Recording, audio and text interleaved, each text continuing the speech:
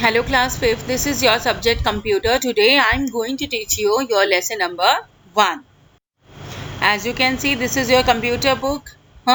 Open it. Now your lesson number 1 is generation of computers.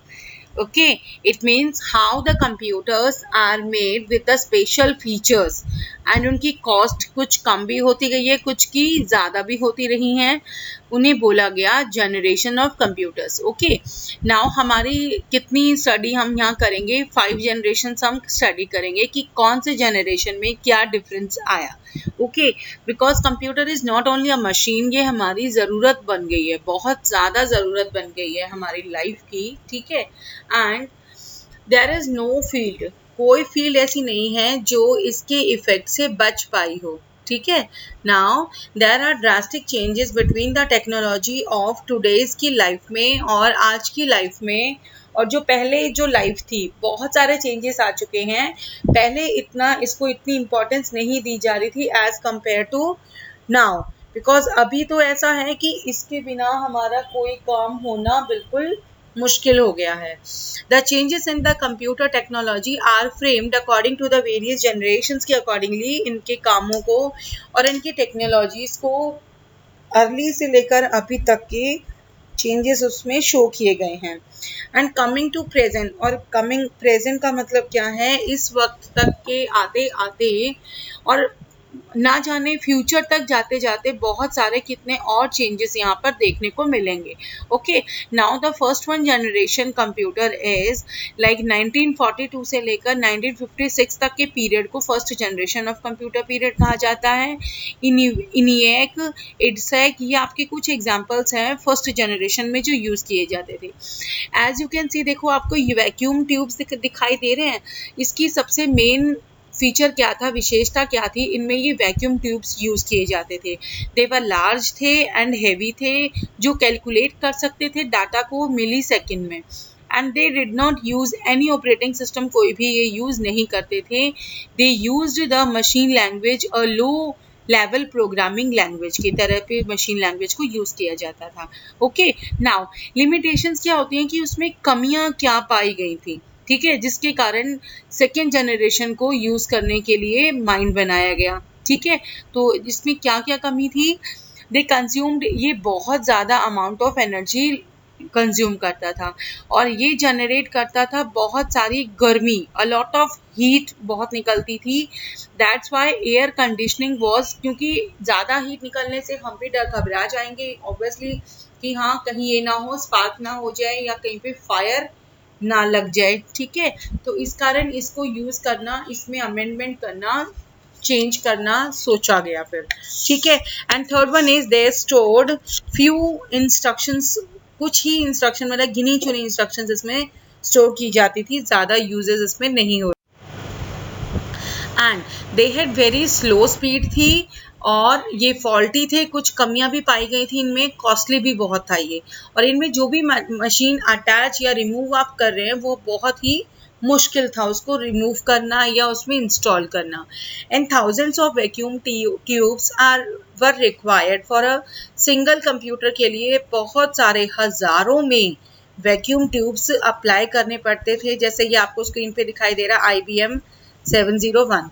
ठीक है, and now the next one is second generation computer. ठीक है, second generation आपका 56 से लेकर 1964 तक के पीरियड को सेकेंड जनरेशन का पीरियड घोषित किया गया था. जिसमें क्या था, कैरेक्टरिस्टिक्स क्या थे इसमें, ये आपको राइट साइड में ट्रांजिस्टर्स दिखाई दे रहे हैं, इनका यूज़ किया गया था. वैक्यूम ट्यूब्स यहाँ पर हटा दी गई. ठीक है, और इनका साइज था स्मॉलर था, स्पीड भी ज़्यादा थी एज कंपेयर टू जो हमारे वैक्यूम ट्यूब्स के जो पहले वाला यूज़ हो रहा था उन जनरेशन्स के. And they were more reliable थे to the first generation of computers. And they used punch cards use किए जाते थे इसमें, किसी वैल्यू को इनपुट करने के लिए या प्रिंटर्स को यूज़ करने के लिए, प्रिंटिंग के लिए. Okay, and the next one is they used operating system use करते थे ये. ठीक है, and they used assembly language use की जाती थी, मशीन लैंग्वेज यहाँ पे यूज़ नहीं की जा रही थी। और लिमिटेशंस क्या थी, कमियां क्या पाई गई थी सेकंड जनरेशन कंप्यूटर में, उनका साइजेस बहुत बड़ा था, ठीक है, कूलिंग सिस्टम उनका चाहिए था उनके लिए, कॉस्टली थे, एंड देयर स्टोरेज मेमोरी जो थी वॉज वेरी स्मॉल, उनके अंदर जो मेमोरी स्टोर की जाती थी वो बहुत कम अमाउंट में स्टोर की जाती थी, and they use only for specific, यानी कुछ ही कामों के लिए जो यूज़ किया जा रहा था, हर काम पॉसिबल नहीं था उसमें, और फ्रीक्वेंट मेंटेनेंस भी चाहिए थी उसके लिए, okay. And I have given some assessment questions for yourself, आपका ये होमवर्क है, आप खुद से इनको कंप्लीट करेंगे ऊपर, ये 4 क्वेश्चंस, ठीक है। Now I am coming on your topic third generation computer, जो 1964 से 1971 का पीरियड था, और ये आपके कुछ एग्जाम्पल्स हैं, आपको लर्न भी करने हैं साथ में, ठीक है। और कैरेक्टरिस्टिक्स मैं आपको बताती हूँ, इसमें इंटीग्रेटेड आपको सर्किट्स दिखाई दे रहे हैं, इनका यूज़ किया गया था। अब यहाँ पे ट्रांजिस्टर्स हटा दिए गए, देख रहे हैं कैसे कैसे चेंज, पहले वैक्यूम था उसको हटा के फिर ट्रांजिस्टर आ गया सेकंड जनरेशन में, थर्ड जनरेशन में ट्रांजिस्टर्स भी हटा दिया, अब यहाँ क्या यूज हो गया, इंटीग्रेटेड सर्किट्स यूज हो गए, ठीक है। नेक्स्ट में अब इनका साइज थोड़ा छोटा हो गया, सस्ते भी हो गए सेकंड जनरेशन से, उनकी बेटर स्पीड थी, दे यूज फैन करते थे यूज इसमें, ताकि जैसे पीछे 2 मशीन सामने की हैं उनमें हीट के लिए कंडेंसन की एयर कंडीशन की नीड बहुत ज़्यादा हो रही थी, अब यहाँ उसमें फ़ैन फिटेड किए गए ताकि उसकी हीट को बाहर डिस्चार्ज किया जा सके। एंड इसमें क्या था, कीबोर्ड यूज़ किए गए थे, माउस यूज़ किए गए थे, वैल्यूज़ को या अपनी कोई भी फाइल को आपने इनपुट करना है, हाई लेवल प्रोग्रामिंग लैंग्वेज थी, जनरल पर्पस के लिए भी यूज़ किया जा सकता था, और इसमें स्टोरेज मीडिया भी काफ़ी हद तक पहले से तो काफ़ी बढ़िया थी, ताकि उसमें वैल्यूज़ स्टोर हम कर सकें, okay. Next one is limitations, इसकी क्या पाई गई, लिमिटेशंस कमियां, ठीक है।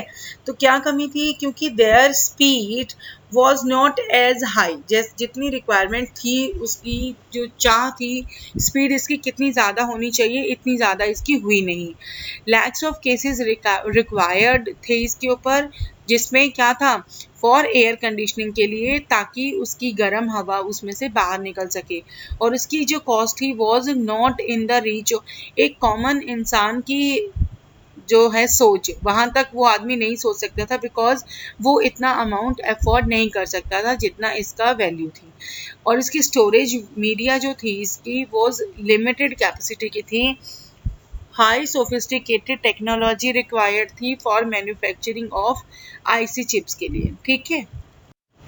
एंड फोर्थ जनरेशन में क्या हुआ, 1970 वहाँ जो कंप्यूटर्स तब तक डेवलप हुए, वहाँ फ्रॉम 1971 से आज तक में फोर्थ जनरेशन कंप्यूटर, अब इसमें क्या हुआ, माइक्रो कंप्यूटर प्रोसेसर्स आपको सामने स्क्रीन पे दिखाई दे रहा है राइट साइड में, ये आपके माइक्रो प्रोसेसर्स होते हैं। अब पीछे क्या यूज़ कर रहे थे हम, इंटीग्रेटेड सर्किट्स, अब उनको भी हटा के यहाँ पे माइक्रो प्रोसेसर्स यूज़ किए गए, ये मोर पावरफुल थे, रिलायबल थे, अर्लियर जो पहले की जनरेशन से उसके अकॉर्डिंगली ये चीपेस्ट भी थे, इनकी बेटर स्टोरेज भी बढ़िया थी, फास्ट प्रोसेसिंग पावर थी, जितना टाइम वो पीछे वाले ले रहे थे उनसे अब ये बेटर और कम टाइम ले रहा था प्रोसेसिंग में, और एयर कंडीशन इसमें नहीं चाहिए था, टोटल जनरल पर्पस कंप्यूटर थे, and all types of level language ये पिक कर लेता था, ठीक है। एंड पोर्टेबल था, ये पोर्टेबल का मतलब क्या होता है, आप एक जगह से दूसरी जगह पे, ये क्या एग्जांपल है, ये IBM PC है ये, ठीक है। इसका मतलब अगर आप यहाँ से कहीं और उठा के इसको रखना चाहते हैं तो दे आर पोर्टेबल थे वो, ठीक है।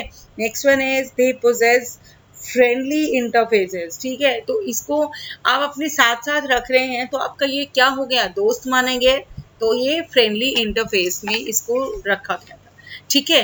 लिमिटेशंस क्या थी कि वेरी एडवांस टेक्नोलॉजी नहीं चाहिए थी इसके लिए, they do not supply very high processing concept इसमें नहीं चाहिए था, ठीक है। एंड लास्ट आपका था जो आपका है जो प्रेजेंट में जो यूज किए जा रहे हैं, they are fifth generation and beyond that the computers of fifth, these computer are based on the technique of artificial intelligence पे इसकी डिपेंडेंट है, ठीक है। और इसका जो फिफ्थ जनरेशन का गोल है वो किसने डेवलप किया, to respond the natural languages and are capable of learning के लिए एंड सेल्फ ऑर्गेनाइजिंग के लिए। और इसको सक्सेस किया to make this computers is not yet achieved, completely नहीं कर पाए हैं, but some modern computers have such features हैं, they are based on the artificial intelligence पे भी, like voice recognition है इसकी, जैगवार हो गया, रोड रनर, क्रैटन, ये कुछ एग्जांपल्स हैं हमारे सुपर कंप्यूटर्स के। Okay, now this is the answer key of your lesson number 1. Question A is your MCQs, question number B is your fill in the blanks. You can see the answers on your screen. And this is the answer key of question number C, your true false, and D is your match the following. These are the answers as you can see on your screen. Question E, your first, second, third, and question F, आपका answer number 1 is on the screen and second is on, and third, fourth, fifth, up to this you have to complete करना है आप